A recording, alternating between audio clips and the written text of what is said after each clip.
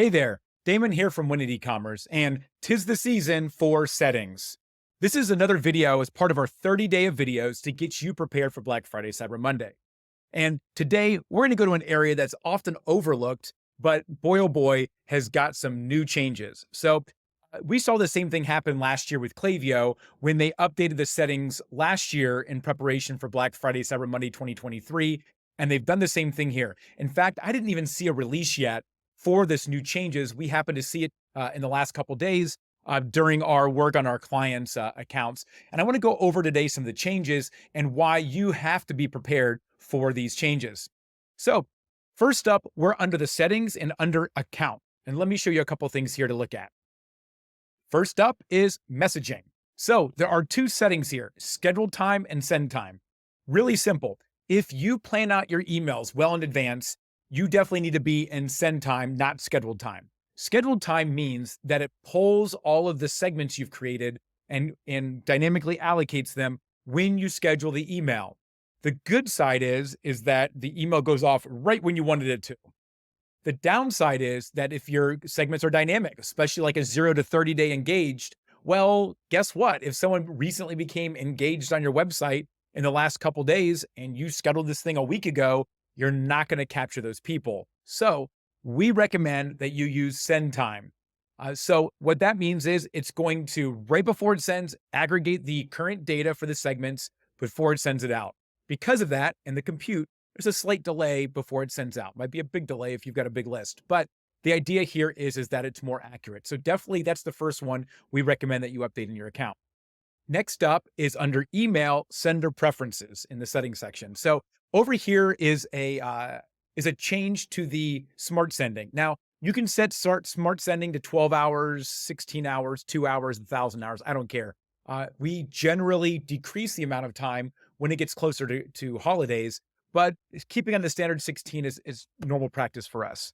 The new thing is the ignore transactional messages. So transactional messages are ones like an order that happens, an order confirmation. It's going to be your item is shipping. It's going to be related to your order, and it's not beholden to the same regulations as a marketing email is. It's a transactional message. So we do think it's a good idea for you to check that box. You can on those transactional emails manually not have smart send, but this is a good another level of defense to make sure that you're not messing that up. As far as everything else in here, I think it's pretty good. The CSS optimization is a newer feature. Again, not super concerned for our clients on that one, but if you have style sheets that you have off of the email and you do it some other way, you can do that, but it's just less compatible and not really something that we recommend for our clients.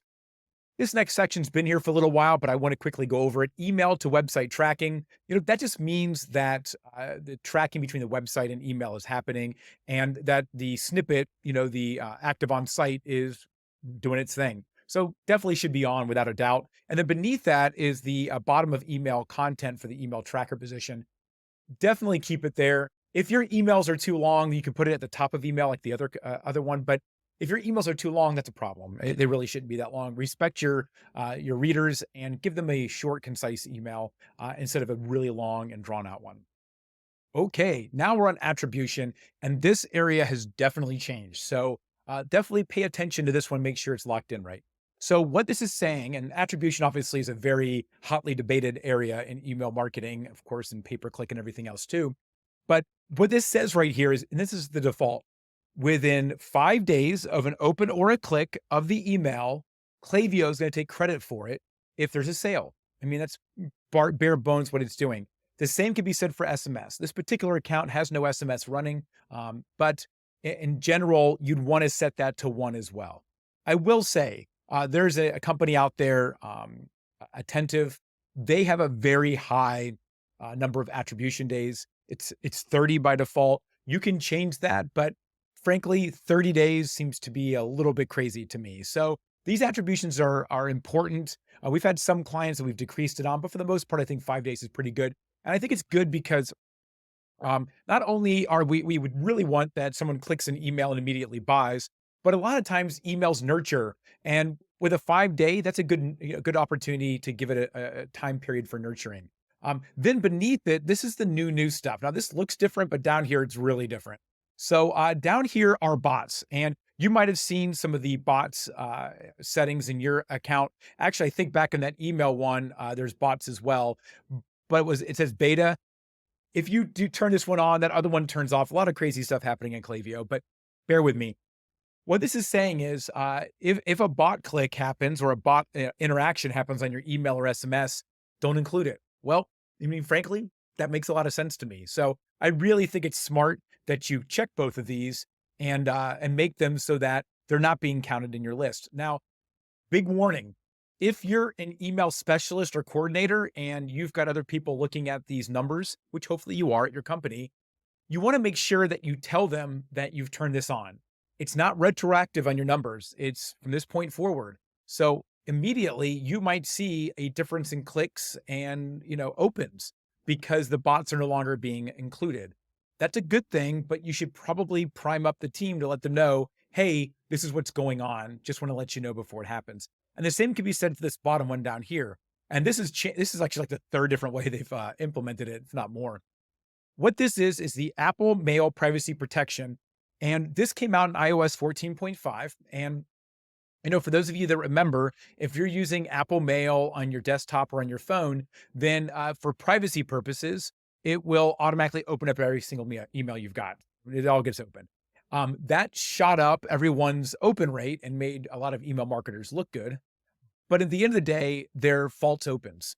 So here's what we do. And this one, it's kind of like the bots. So we definitely recommend that you turn that on and then click save and get that going on there. But realize, just like the bot clicks, it's going to be going forward. So you got to, let the people that are, interested in your data and looking at it know that going forward, some of your metrics might be affected, but they're being affected because you no longer are accepting those Apple privacy opens. So really important there. So just make sure you do that and click the save button right there. Next tab is data.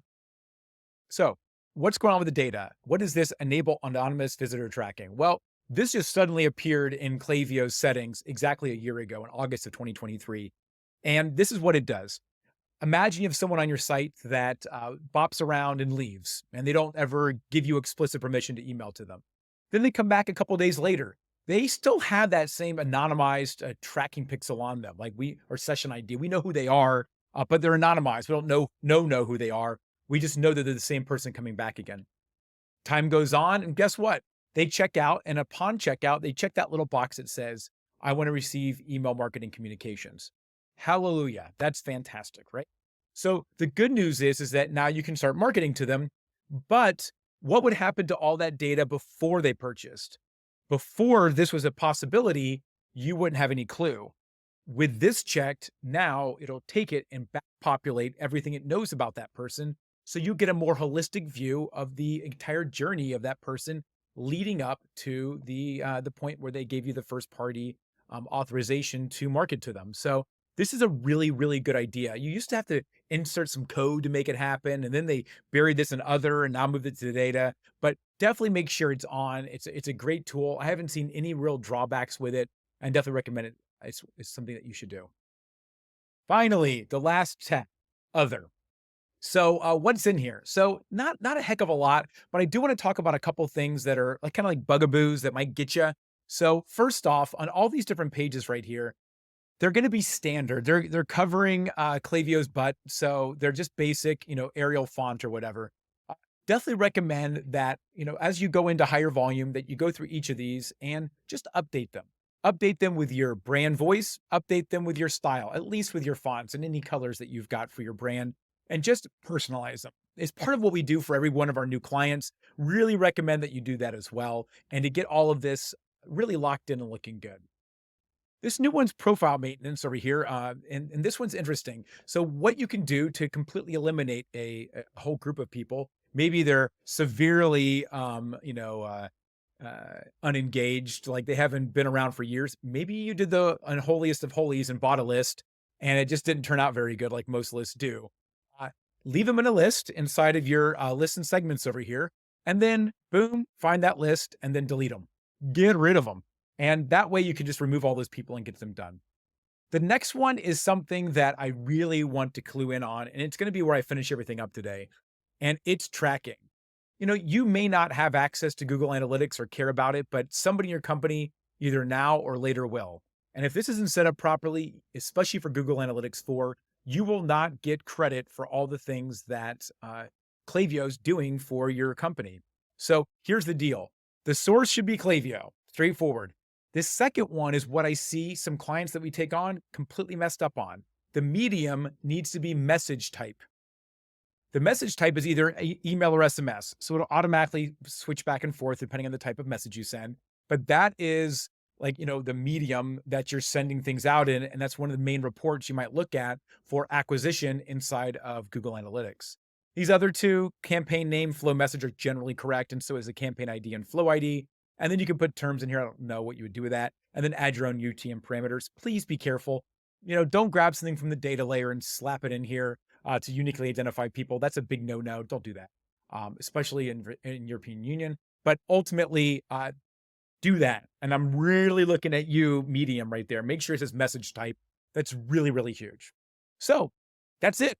With that said, I am done with this wonderful journey on settings. I recommend that as you prepare for Black Friday, Cyber Monday, that you go through your settings and just do this quick check, literally 15 minutes of your time going through to make sure everything's perfect.